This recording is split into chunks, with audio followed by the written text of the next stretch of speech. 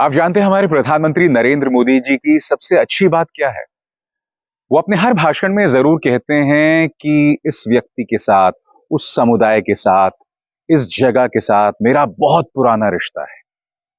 मगर दुख की बात यह है कि जब उनके प्रचार तंत्र की बारी आती है, जब उनके सरकार के कुछ नेताओं की बारी आती है और पिछले 9-10 सालों में जो हम भारत में देख रहे हैं, उसमें और उनकी कथनी में कोई भी रिश्ता नहीं दिखाई देता। मैं आपसे ऐसा क्यों कह रहा हूं? प्रधानमंत्री नरेंद्र मोदी जैसे कि आप देख सकते हैं मुलाकात कर रहे हैं ईसाई समुदाय के नेताओं के साथ और ये क्रिसमस वाली मुलाकात है। प्रधानमंत्री क्या कहते हैं मैं आपको पढ़ के सुनाना चाहता हूं। प्रधानमंत्री कहते हैं, ईसाई समुदाय के साथ मेरा बहुत पुराना और आत्मीय नाता रहा है। गुजरात के मुख्यमंत्री पद पर रहते हुए मैं ईसाई समुदाय और उनके लीडर्स से अक्सर मिलता था। प्रधानमंत्री ये नाता आज से नहीं, उस वक्त से ढूंढ रहे हैं जब से वो गुजरात के मुख्यमंत्री हुआ करते थे और उनका यह कहना है कि ईसाई समुदाय के साथ हमारी मुलाकात लगातार होती रही।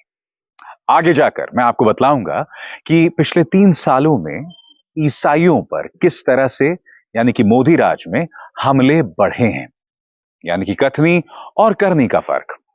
मगर मैं प्रधानमंत्री से पूछना चाहता हूं, आपके पार्टी के नेताओं को मैं भूल जाऊं, मगर जिन बाबाओं को आपकी पार्टी कंधे पर बिठाकर घुमा रही है, क्या कभी आपने उनके बयानात पर गौर किया है प्रधानमंत्री? ये धीरेन्द्र शास्त्री है ना, इन्होंने क्रिसमस पर एक और बयान दिया है, सांता क्लॉज के बारे में, ईसाई धर्म के बारे में, क्रिसमस के बारे में। यानी कि एक बार फिर एक समुदाय के खिलाफ जहर उगलना, एक त्योहार के खिलाफ जहर उगलना। वो त्योहार जो सिर्फ ईसाई नहीं मनाते, हम सब मनाते हैं, क्योंकि ये त्योहार हमारे बचपन, हमारी रूमानियत का हिस्सा रही है। तो किस तरह के बयान धीरेन्द्र शास्त्री ने दिए हैं? अभिभावकों को अपने बच्चों को हनुमान जी, मीराभाई और स्वामी विवेकानंद के आदर्शों के तरफ प्रेरित करना चाहिए, न कि पाश्चात्य संस्कृति की तरफ। वो आगे क्या कहते हैं? सांता क्लॉज को सांता कुंज भेज दिया जाए, हम क्यों मनाएं क्रिसमस? धीरेन्द्र शास्त्री बोल रहे हैं। धीरेन्द्र शास्त्री ने यहां पर स्वामी विवेकानंद और मीराबाई का नाम लिया। मैं धीरेन्द्र शास्त्री से अपील करना चाहूंगा कि वो जरा स्वामी विवेकानंद को बहुत ध्यान से पढ़े और इस तरह की अनर्गल बातें, ऐसी बातें जिनका ज्ञान से दूर दूर तक नाता नहीं है, कृपया ना बोले। और प्लीज स्वामी विवेकानंद को बदनाम ना करें, क्योंकि Swami Vivekananda was a truly international citizen. वो शिकागो जाते हैं और वहां पर अमेरिकियों को संबोधित करते हैं और उनके एक संबोधन से अमेरिकी उन्हें सराखों पर बिठा देते हैं। मैं आपसे एक सवाल पूछना चाहता हूं, अगर स्वामी विवेकानंद ईसाइयों को गाली दे रहे होते तो क्या अंतर्राष्ट्रीय तौर पर उनकी ये साख होती? आप स्वामी विवेकानंद को पढ़िए, वो कहीं पर भी ना इस्लाम को गाली देते हैं, ना ईसाई धर्म को गाली देते हैं। उल्टा इन धर्मों में जो अच्छी अच्छी बातें हैं वो अक्सर लोगों तक पहुंचाते हैं। स्वामी विवेकानंद हम सबको करीब लाते हैं, लिहाजा धीरेन्द्र शास्त्री को स्वामी विवेकानंद के बारे में नहीं बोलना चाहिए। और कृपया, मैं आपको छोटी सी मिसाल देना चाहता हूं, फिल्म की मिसाल है।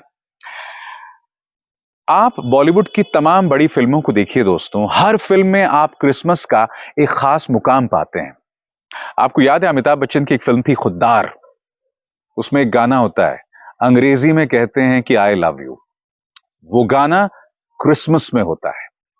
उसी तरह से मनमोहन देसाई की फिल्म अमर अकबर एंथनी, उसमें एंथनी गोंजाल्वेस का किरदार अमिताभ बच्चन ने निभाया था और अमिताभ बच्चन का जो किरदार था वो सबसे ज्यादा लोकप्रिय था। मैं आपको ये मिसाल क्यों दे रहा हूं? मैं आपको ये मिसाल इसलिए दे रहा हूं क्योंकि लोकप्रिय संस्कृति में, पॉपुलर कल्चर में, सभी धर्मों का हमारी रोजमर्रा की जिंदगी में एक मुकाम रहा है। चाहे मस्जिद का मौलवी हो, चाहे गिरजाघर का पादरी हो, चाहे गुरुद्वारे का ग्रंथी हो, ये तमाम लोग हमारी फिल्मों में, हमारे संगीत में खास मुकाम निभाते रहे हैं। हमने कभी भी अपने आप को धर्म के आधार पर नहीं बांटा, मगर पिछले 9 सालों में लगातार इस चीज को उग्र किया जा रहा है, बार बार किया जा रहा है। धर्म के नाम पर लोगों का सोशल बॉयकॉट किया जाता है। प्रधानमंत्री खामोश रहते हैं, ईसाइयों पर 2020 के मुकाबले 2021, 2022 में हमले लगातार बढ़ते जाते हैं, प्रधानमंत्री खामोश रहते हैं।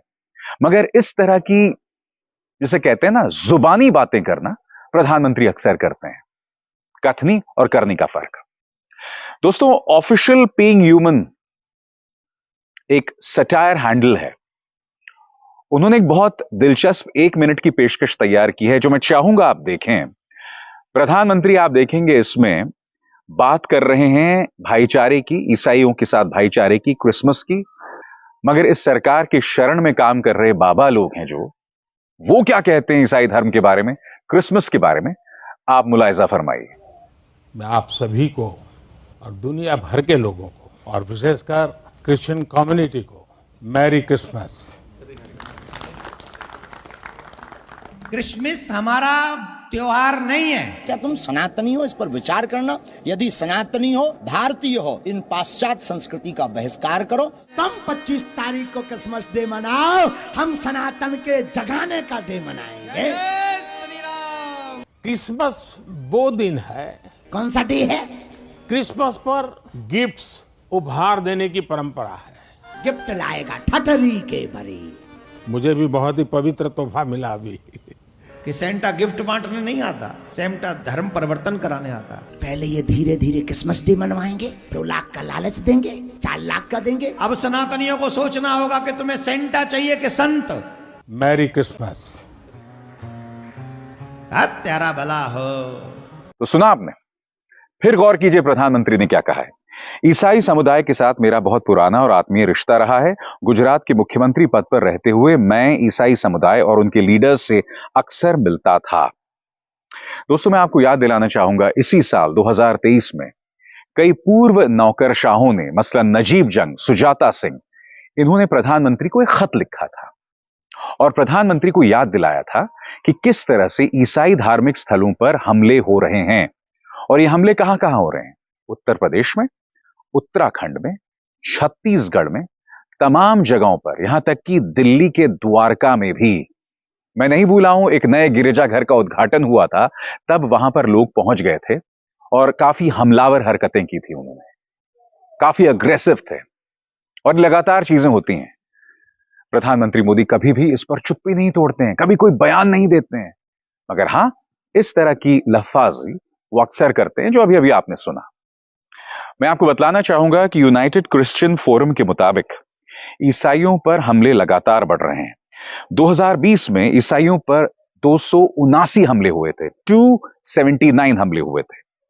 उसी तरह से 2021 में 505 हमले और 2022 में 511 हमले हुए थे ईसाइयों पर। और सबसे दिलचस्प बात, यह आंकड़ा जुलाई 2023 तक का है, यानी साल के बीचों बीच करीब 400 हमले या तो ईसाइयों पर या ईसाई धार्मिक स्थलों पर हुए हैं। और अभी कुछ देर पहले मैंने आपको कुछ लोकप्रिय बाबाओं की आवाजें सुनाई।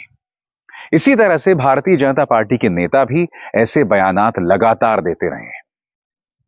कभी भी क्रिसमस सेलिब्रेट करना कोई गुनाह नहीं था। आप और हम लगातार करते थे।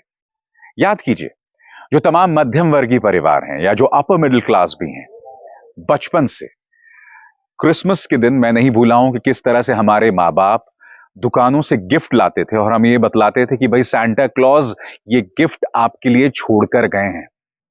तब कभी भी हम सांता क्लॉज को शक की निगाह से नहीं देखते थे।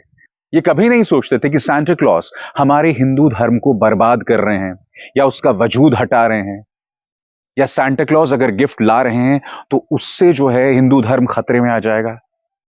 एक तो मैं ये समझ नहीं पाता हूं कि देश पर हिंदू हृदय सम्राट का राज है। उत्तर प्रदेश में भी योगी आदित्यनाथ हैं, उत्तराखंड में भी भारतीय जनता पार्टी का मुख्यमंत्री है, यानी कि इन तमाम जगहों पर भाजपा का दबदबा है। भाजपा जो अक्सर हिंदू धर्म को राजनीति के लिए इस्तेमाल करती है। मगर यह सब होने के बावजूद हमें बार बार यह क्यों बतलाया जाता है कि हिंदू खतरे में है?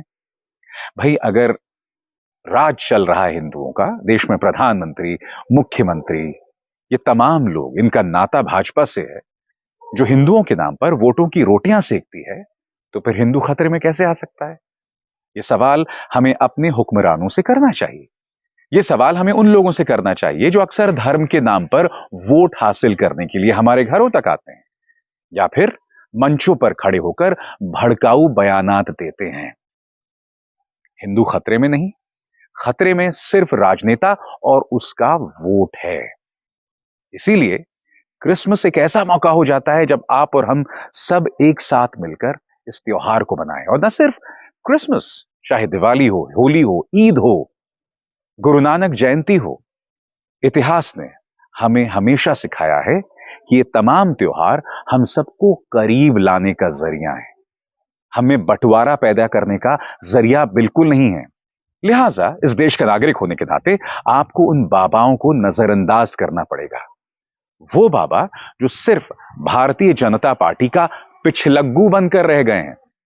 इनका आध्यात्म धर्म से कोई नाता नहीं है। आप मुझे बताइए ना, ईसाई, मुसलमान, सिख, ये भी तो हमारे नागरिक हैं।